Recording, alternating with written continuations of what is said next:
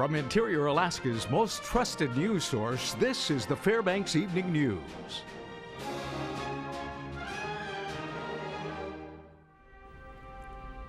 Good evening and thank you for joining us. Our top story, Alaska State Troopers are investigating a fatal wreck that occurred Monday night about 10 miles north of Nenana on the Parks Highway. 20-year-old Johan Noliwake of Nenana died in the crash.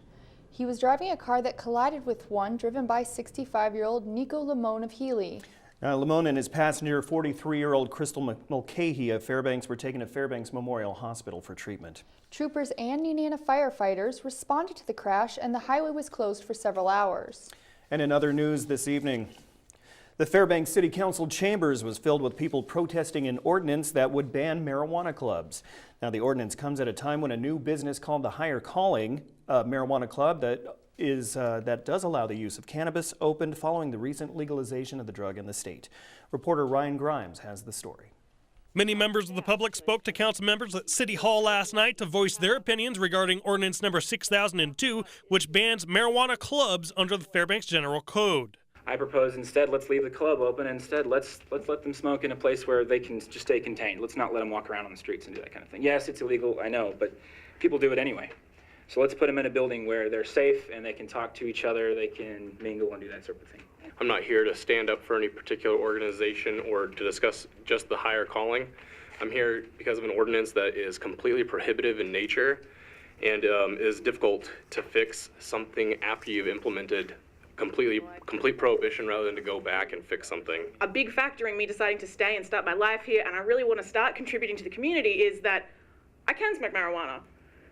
I can, and it's really great for me to have a place where I can actually go and talk to people about it. The owners of the Higher Calling Club also spoke out against the ordinance. Marcus Moores got into an argument with Councilman David Pruse, the sponsor of the ordinance, over the legality of his business during public comments. You're telling me that there's no regulation that says that we can do this, and I'm telling you as an American citizen, you're required to have a regulation that says that I can't. This is what you're attempting to do, and I respect that, and I'm attempting to tell you that I don't think that this is a good idea.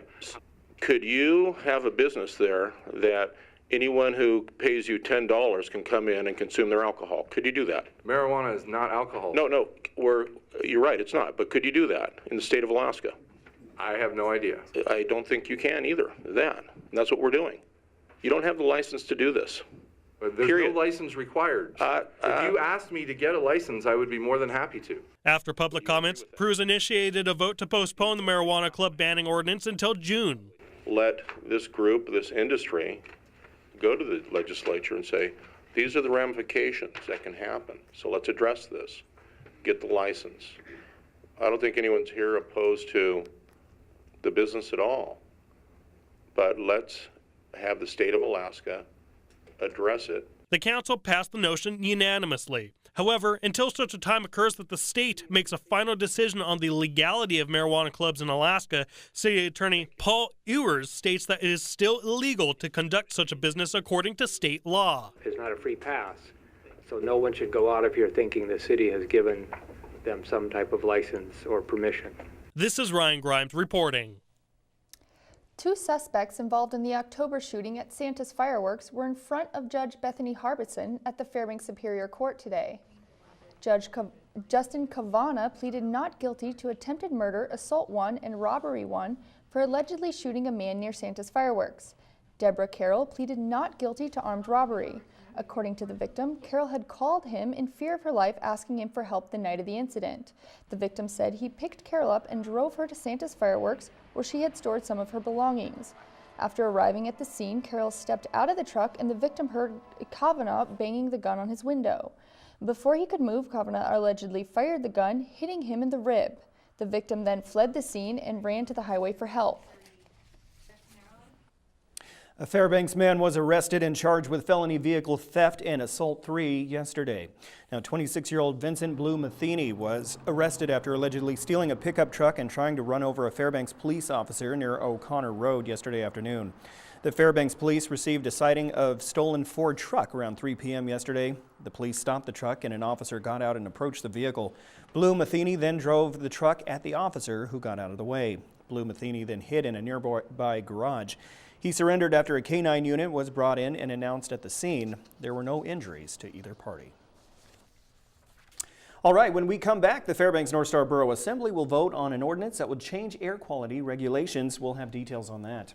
Also, the 9th Annual Interior Tourism Conference is set for January 27th, and local businesses will be learning about some of the most pressing issues facing the travel industry. Those stories and more when we return. Stay with us. And welcome back. The Fairbanks North Star Borough Assembly is preparing to vote on an ordinance that would change air quality regulations. Mike Fussell has the story. Check could look a little different if the borough amends an ordinance set to hit the chamber later this week. Borough Mayor Carl Castle, who proposed the reworking, says the 8-tiered change is meant to make the program more efficient against a backdrop of limited resources. In order to clean up our air in our community, what we need to do is have a citizenry that is on board with us and working with us and feeling that our regulations are reasonable and we're not just passing, regulation for the sake of growing a bureaucracy. A transition from 2.5 grams per hour of particulate matter to 2 is in the works and will be federal regulation by 2020. Transportation Director Glenn Miller says while 2.0 was the original language of the division's amendment, he may come back with a slightly different version Thursday. The number of stoves that are available out there right now are a lot less. So we may impose some difficulties on the vendors that currently have stoves on the floor, and also some challenges to people that want to buy stoves. Castle says units provided by the borough for the wood stove changeout program should have to meet the 2.0 standard, so homeowners aren't left with non-compliant devices in 4 years. Air quality officials also want to increase their complaint response jurisdiction to sources not limited to wood stoves, setting a number of calls related to open burns. Assemblymember Lance Roberts says the language of the amendment will also extend to vehicles. It just doesn't seem very practical if we're going to go around. Anybody can complain about anybody's car at any time. I don't know too many cars that don't put out smoke at certain times of the year. Boundaries for eligibility to the change-out program will also decrease to focus on certain areas considered to be more polluted. Other changes include the elimination of energy log fees and increased financial incentives for cleaner heat sources. Public comment will take place during the 6 o'clock meeting Thursday. Reporting, I'm Mike Fussell. Local businesses will soon be flooding the Westmark Hotel for the 9th Annual Interior Tourism Conference. The day-long Explore Fairbanks event is set for January 27th. Companies impacted by travel will get a chance to learn about different topics from industry experts and network with other interior entrepreneurs. The Borough Planning Commission and Alaska Marijuana Association will hold a panel on the current state of legislation related to the drug and its impact on tourism. Those attending the conference may notice a digital focus at the event. A TripAdvisor representative will be presenting how to maximize a profile's potential on its website, and the keynote speaker will be teaching participants how to tap into their social media toolbox. This year we're focusing on online presence and using social media to market. We're finding more and more that people are going online to find their information, and so we want to make sure that our partners are using online avenues as much as they can in their marketing programs. With lottery jackpots at historical highs, many folks are succumbing to lottery fever. Monty Bone explains in this week's Health Report. We've been watching the reports on sales of tickets for the lottery game with the biggest jackpot ever. And while your chances of winning may be slim, Dr. Joseph Rock says your brain is not too worried about your odds of taking home the big prize. Our brains aren't wired to think about probability. We understand the chances aren't that good, but we can delude ourselves that, hey, I've got as good of a chance as anybody. Folks like to think about what they would do if they won the money. A new house, a new car, or perhaps a lavish vacation. For folks who spend too much of their income on lottery tickets, it could be a sign of a gambling problem. It's low-level gambling if you're kicking in a couple of bucks. But I've also talked to people who are, spending $100, $200 a week, and they think this is how they're going to make their living. That becomes problematic. Dr. Rock believes most people can keep their lottery expectations realistic, but for folks struggling with gambling issues, he suggests avoiding the temptation to buy tickets by keeping the cash out of sight. This is Monty Bowen reporting. The Health Report is brought to you by the Ear, Nose, and Throat Clinic, located in the Medical Dental Arts Building, and by Interior Women's Health, located on 1626 30th Avenue. I'd have more lottery fever if we actually had the lottery up in Alaska. We don't. So, there had been talk about it, I think, a while back, but yeah, that's okay. No It only such takes luck. one to win, though. I'll tell you what, $1.4 billion. All right, Joe Cook is up next, and he recaps a busy weekend of high school basketball and has results from a big match from the UAF rifle team.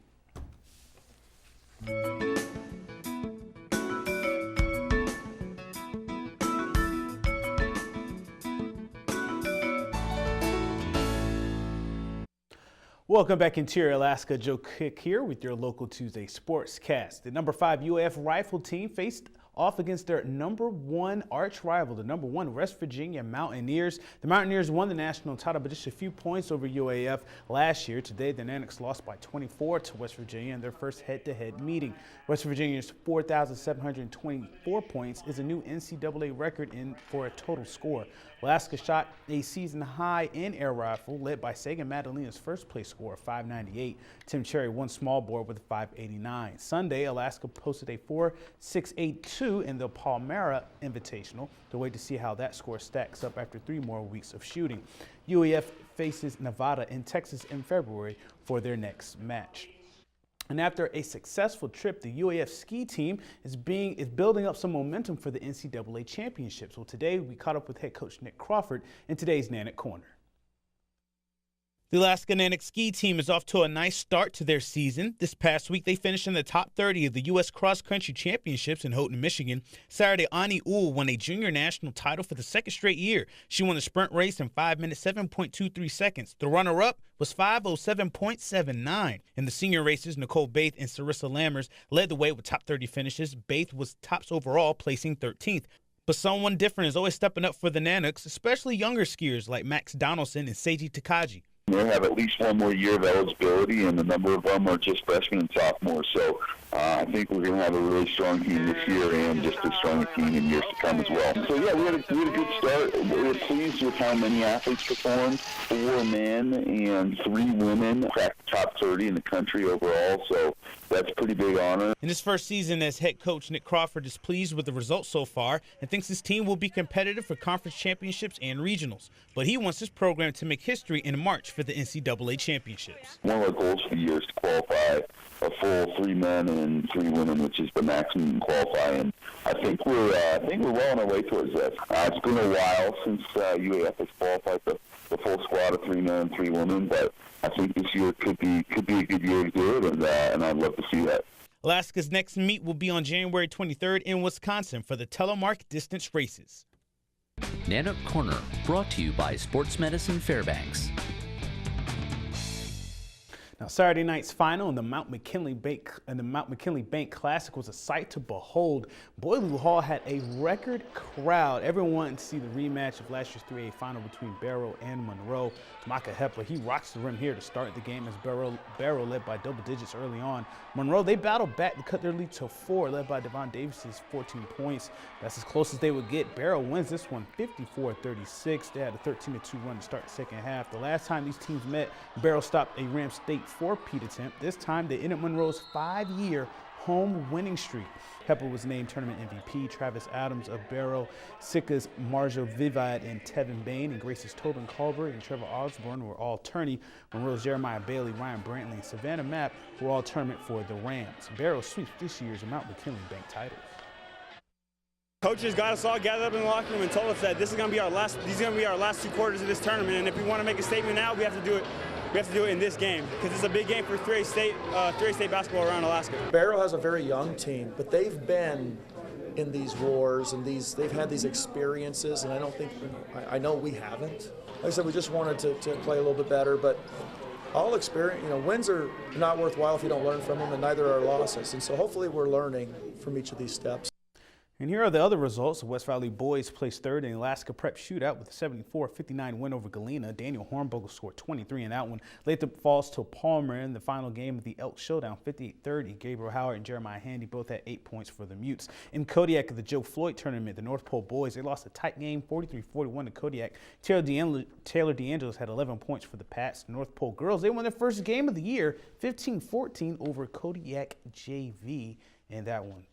And also the Hutchinson girls, they would split in a weekend series with Valdez. They won on Friday, but they lost Saturday 36-31. Sierra Tate led the Hawks with 12 points in the loss. The college football season ended last night, one of the best championship games in years. Number 1 Clemson, number 2 Alabama. They faced off in Phoenix in the national championship game last night. The teams matched each other's playmaking for most of the game. But Alabama, they converted an onside kick, and Jake Coker found O.J. Howard for the go-ahead score. Alabama got a huge return for a score to go up 38-31 as well. Deshaun Watson from Clemson, he had 487 total yards and got the Tigers to 38-33, but it wouldn't be enough. Alabama wins 45-40, and head coach Nick Saban, he wins his 5th national title and his 100th career win for Alabama. A great season for college football ends, and that's all we have for sports tonight. As always, thanks for watching. Your full weather forecast is coming up next, and we'll catch you next time.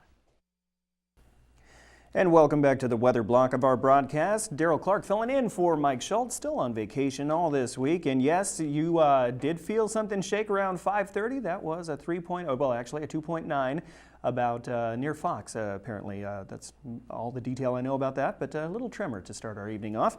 Let's go ahead and take a look at our almanac for the day. Our recent high was 4, recent low was -5. Record high set in this date in 1984, 39 degrees above. Record low of 56 below in 1934. Sunrise sunset equals 4 hours, 50 minutes. Winds were out of east 5 to 15 miles per mile per hour, and the barometer is 29.53, holding steady. Let's go ahead and take a look at temperatures around the state today. For Yukon, checking in with 1. Barrow -4 on the west coast. That's where the warmth is. Nome 25 degrees, Bethel 27, and even Cold Bay 25 degrees. In the Anchorage Bowl area, yeah, they had some flurries down there. 29 for them. Kodiak looking nice and pretty, 33 degrees. And then moisture affecting the Panhandle. Juneau checking in with 38 degrees. Ketchikan a little warmer at 44.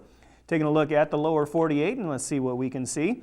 Yeah, that storm system still prevalent up there in the Pacific Northwest, and as that moves on into the Plain States, then it starts affecting with the jet stream, causing a little bit of flurries, and but no lake effect snows on the Great Lakes, just some flurries in the Midwest.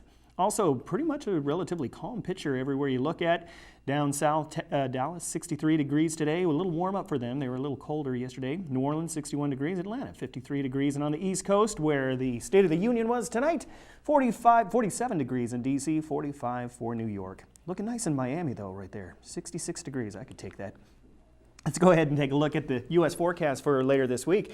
As you can see, the jet stream dipping down a little bit. That brings some of the colder temperatures up from Canada down into the Valley States, and should affect for some weekend weather in the form of snow and some showers along the south in the coastal states. But other than that, looking pretty good, pretty mild for this time of year. Let's go ahead and take a look at Kids Weather Watch for this evening and see what we got. Yes, we have got a weather fact. In 1990, Barnes Corner, New York, the town in western New York, was buried with 27 inches of snow in 2 days.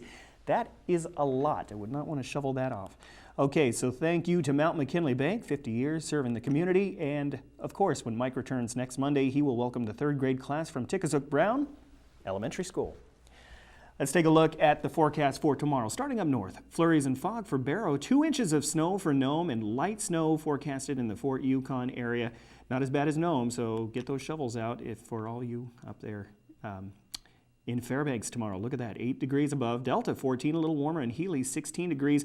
Flurries for us, possibly some snow showers in the early morning, but mostly just flurries forecasted.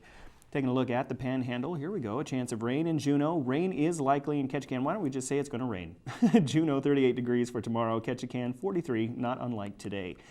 And we jaunter over now to the southwest corner of the state. Rain and snow showers in Cold Bay, isolated showers at Bethel. Partly cloudy for Kodiak, temperatures in the low 20s or the mid 20s to the upper 30s. Okay, let's take a look right now in the Anchorage Bowl area. Some snow for Anchorage, snow at Homer, and cloudy only in Valdez. Temperatures right above freezing for them in the bowl. Okay, moving on, and we'll look at our short-range forecast for tonight. Overnight low projected, maybe just 1 below. Clouds with isolated snow showers. Those will taper off by morning into the afternoon, where we'll have chance of snow in the morning and flurries from then on out. Tomorrow, 8 degrees, like I said just previously. Taking a look at our extended outlook. Temperatures a little cooler than what we're used to over the past couple of days, but you know what? It's been a perfect January, so we're not going to rock the boat. Let's knock on some wood. Overnight lows in the single digits to maybe possibly 10 below by the weekend coming into Monday of next week.